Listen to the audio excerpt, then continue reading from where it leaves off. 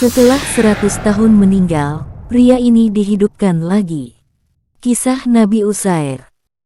Di suatu hari, waktu Nabi Uzair masuk kebunnya yang menghijau dengan pohon-pohon kurma, mendadak hatinya terkagum dan tertarik untuk fikirkan rahasia keindahan serta keajaiban alam ini.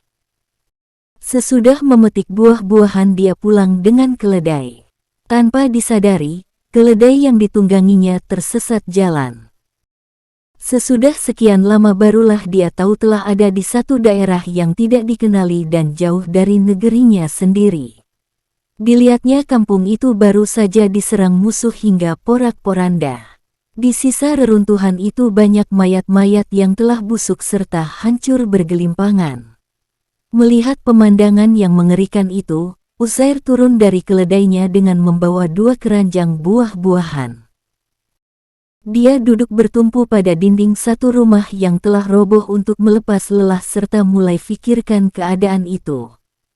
Bagaimana sebagian orang yang telah mati serta hancur ini bakal dihidupkan kembali oleh Tuhan di negeri akhirat? Uzair bingung, hingga setelah itu dia lemah lunglai serta tertidur di tempat itu. Dalam tidurnya, Uzair seakan-akan berjumpa dengan arwah sebagian orang yang telah wafat di dunia itu. Tidurnya juga sangat mengagumkan. Uzair telah tertidur selama 100 tahun lamanya. Sepanjang tidur panjangnya itu, kondisi di sekitaran Uzair telah jauh berubah. Rumah dan bangunan-bangunan banyak yang sudah didirikan. Uzair tetaplah tidur dalam posisi tersandar di dinding usang itu sampai jadi jasad yang tidak bernyawa lagi. Dagingnya hancur serta tulang belulangnya telah bercerai-berai. Jasadnya yang sudah mati, daging serta tulangnya yang telah hancur itu disusun kembali oleh Allah Subhanahu wa Ta'ala pada bagiannya masing-masing, lantas ditiupkan ruh. Saat itu juga Uzair hidup kembali. Ia selalu berdiri seperti orang yang bangun tidur sembari mencari keledai serta buah-buahan di dalam keranjangnya. Tak lama selanjutnya, turunlah sebagian malaikat seraya kemukakan pertanyaan, "Tahukah engkau ya Uzair, berapakah lama engkau tidur?" Tak ada fikir panjang Uzair menjawab, "Saya tertidur 1 hari atau setengah hari." Malaikat juga berkata, "Sesungguhnya engkau terdampar di sini 100 tahun lamanya. Di sinilah engkau berbaring, berhujan-hujanan dan berpanas-panasan, kadang waktu ditiup badai serta angin. Periode waktu yang sangat panjang makananmu tetaplah baik kondisinya. Namun coba saksikan keledai itu, dia sendiri juga telah hancur serta dagingnya telah busuk." Berkata malaikat lagi, "Lihat serta perhatikanlah sungguh-sungguh.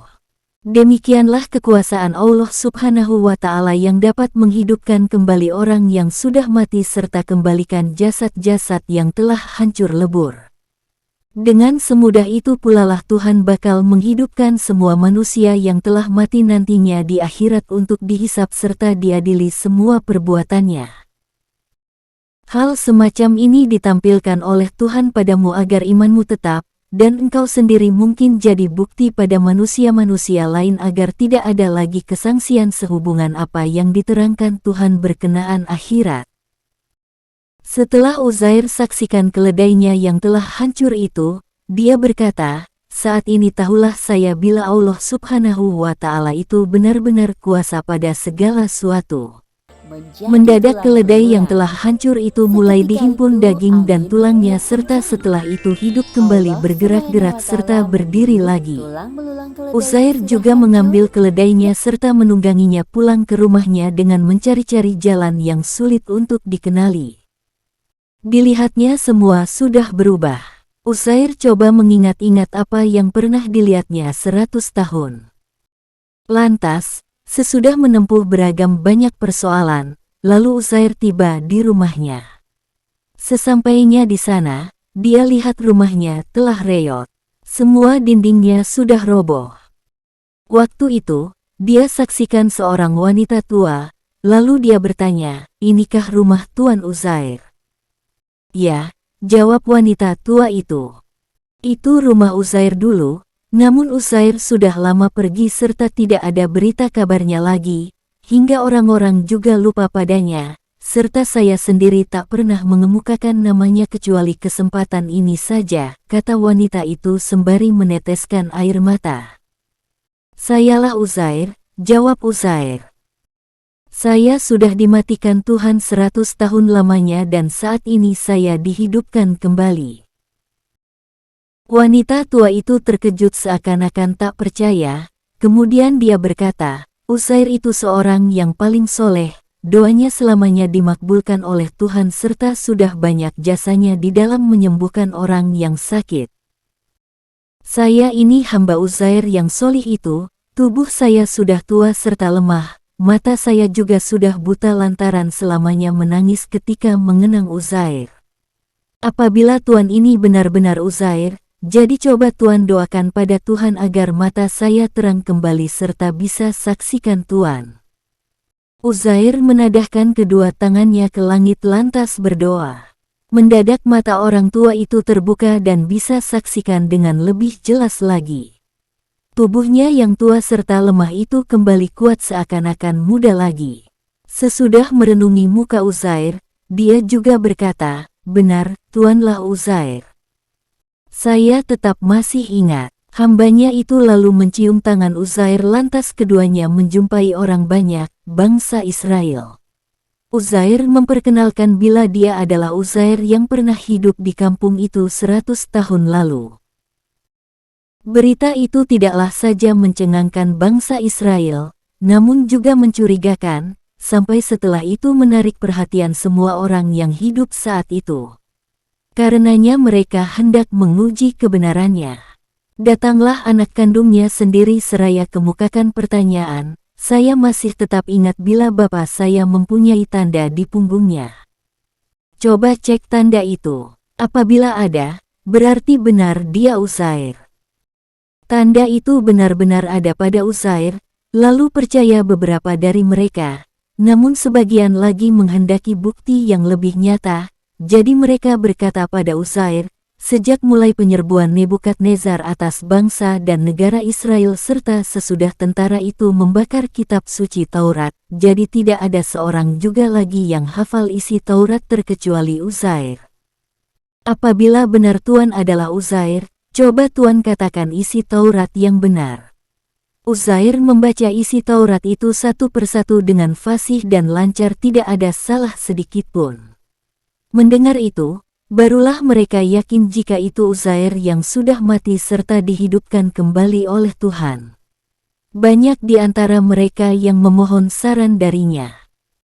Namun beberapa kelompok Yahudi yang bodoh mempunyai anggapan Uzair sebagai anak Tuhan. Maha suci Allah yang tidak beranak ataupun diperanakkan, lantaran semua makhluk yaitu miliknya. Jangan sampai kita ragu berkenaan kekuasaan Allah Subhanahu wa Ta'ala, jadi baiknya kita berpikir siapakah yang menciptakan diri kita. Mustahil satu benda itu ada dengan sendirinya, gak ada yang menciptakan. Bila tetap masih ada yang sebagian sangsi berkenaan kekuasaan Allah Subhanahu wa Ta'ala, sebaiknya dia membaca dan mempelajari isi Al-Quran. Allah Subhanahu wa Ta'ala telah menempatkan akal dalam kepala kita untuk memikirkan itu, oleh karenanya kita harus memanfaatkannya. Demikianlah kisah Nabi Uzair, hanya Allah lah yang tahu yang sebenarnya. Kisah turunnya hidangan dari langit. Allah menurunkan hidangan yang terdiri dari roti, ikan, delima, dan buah-buahan, serta beragam lainnya. Wahai Isa putra Maryam, dapatkah Tuhanmu mengirimkan kepada kami sebuah hidangan dari surga? Pinta pengikut Isa, atau yang disebut dengan Al-Hawariyun. Tentu saja permintaan tersebut sangat mengejutkan Nabiullah Isa. Jika bukan untuk menguji kenabiannya, maka para pengikutnya bukan lain ingin menguji kebesaran Allah. Takutlah kepada Allah, jika kalian memang beriman, jawab Isa. Permintaan besar Hawariyun bermula saat Allah memerintahkan hambanya mengerjakan puasa selama 30 hari. Nabi Isa pun kemudian menyampaikan perintah Allah kepada para muridnya. Maka berpuasalah mereka selama sebulan atau 30 hari. Pada ujung bulan, setelah mengerjakan puasa, para pengikut Isa pun meminta hadiah. Tak tanggung-tanggung, mereka meminta sesuatu yang sangat besar. Mereka menginginkan sebuah hidangan diturunkan dari langit untuk mereka berbuka puasa. Mendengar permintaan pengikutnya, Isa tak habis pikir. Telah banyak mukjizat yang Allah berikan padanya, namun pengikutnya tak kunjung juga merasa puas. Putra Maryam pun kemudian takut pengikutnya akan seperti umat terdahulu yang meminta sesuatu besar kepada Allah namun berujung pada kekafiran. Dia enggan menyetujui permintaan pengikutnya tersebut. Namun, para Hawari terus membujuk Nabi Isa.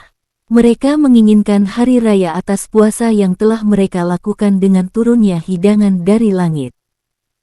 Mereka pun beralasan kepada Isa, "Kami meminta hidangan itu karena kami ingin memakannya dan agar tenteram hati kami, agar keimanan kami menjadi lebih kuat dan supaya kami mengetahui bahwa Kau memang menyampaikan hal yang benar dan kami menjadi orang-orang yang menyaksikan hidangan itu," ujar mereka. Pengikutnya terus bersikeras, Nabi Isa pun tak sanggup menolak. Dia kemudian bersiap menuju tempat peribadatannya. Mengenakan pakaian bagus, Nabiullah memohon kepada Allah agar permintaan umatnya dikabulkan. "Ya Rabb kami, turunkanlah kepada kami sebuah hidangan dari langit, yang hari turunnya akan menjadi hari raya bagi kami, yaitu bagi orang-orang yang bersama kami dan yang datang sesudah kami, dan menjadi tanda bagi kekuasaan Engkau. Beri rezekilah kami, dan Engkaulah Sang Maha Pemberi Rezeki," pinta Al-Masih. Allah pun kemudian mengabulkan utusannya. Allah kemudian berfirman, "Sesungguhnya aku akan menurunkan hidangan itu kepadamu.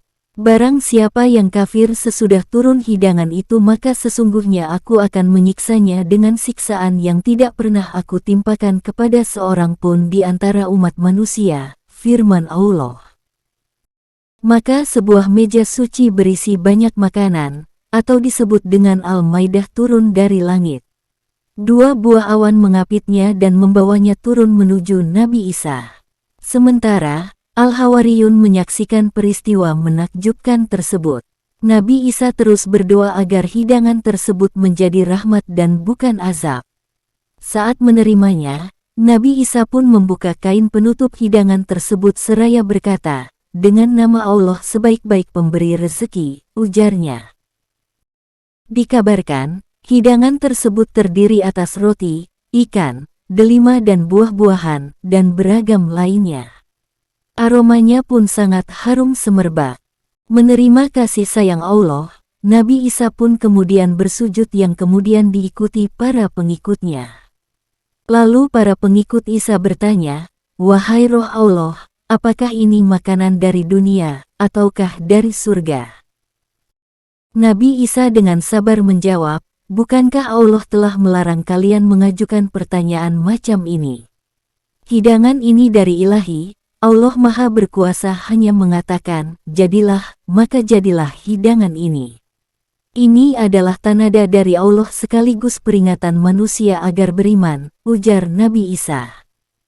Tibalah saat menyantap hidangan. Namun, bukan bersegera memakannya, para pengikut Isa menyuruh Nabi mereka memakannya terlebih dahulu. "Kami tidak akan makan sebelum engkau memakannya," ujar mereka.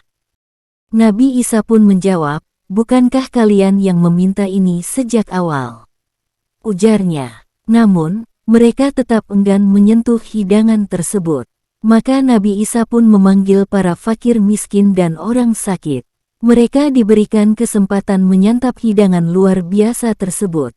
Setelah memakannya, tiba-tiba mereka yang sakit menjadi sembuh, yang cacat menjadi normal, yang sekarat menjadi sehat. Melihatnya, para pengikut Isa yang meminta hidangan sejak awal itu pun menyesal tak menyantapnya pertama kali. Keajaiban Al-Maidah pun masih terlihat saat disantap.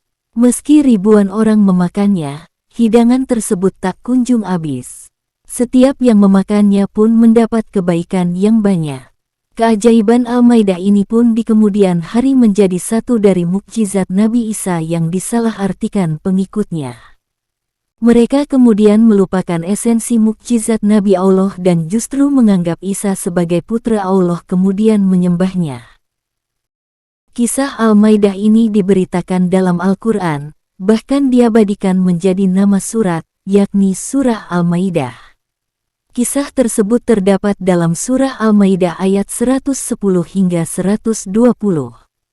Terdapat pula hadis yang mengisahkannya dari beberapa sahabat, seperti Ibnu Abbas dan Salman Al-Farisi.